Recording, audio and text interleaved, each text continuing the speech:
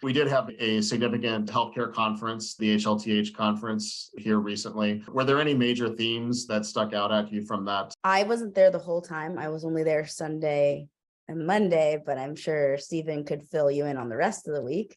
But for me, I really like health. We exhibited there the first years. I think this is their 5th year. This is our first year we did an exhibit. And I like the stakeholders who show up. And I like the conversation. I think this was their biggest year yet. What caught my eye specifically was how many food-focused startups there were on the exhibit floor. So really thinking about food as health. I thought that was really interesting. And then the amount of VCs and PE and any other kind of investors who were there. That's incredible to see it. I just exited, right? We just sold our company, but if I was fundraising, I would have been there saying hello. A disappointing thing was, and Stephen and I actually sat in the same panel together, we walked over and listened, is in the main stage room, they had a session called Healthcare Buzzwords, when they had 4 funded organizations talk about their predictions if you threw out a word.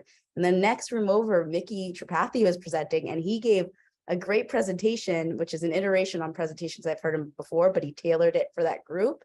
And some of the slides that he showed, they were A+. I took pictures and have repurposed them already. And it was disappointing to see how many people who were listening to CEOs and what their focus of their business was versus listening to what the government was saying. So the 2 things I took away from that was Micky's really pushing forward open infrastructure.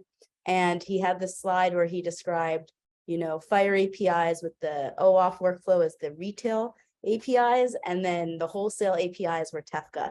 And so I liked that slide a lot. I was like, I'm going to reuse this one. So big themes are, there's a lot of funding going into the space, a lot of conversations around SDOH and technology and services that either sit adjacent or sit on top of the EHR, and also where care is given. It's not any new themes from the past 5 years, but the themes are getting more mature.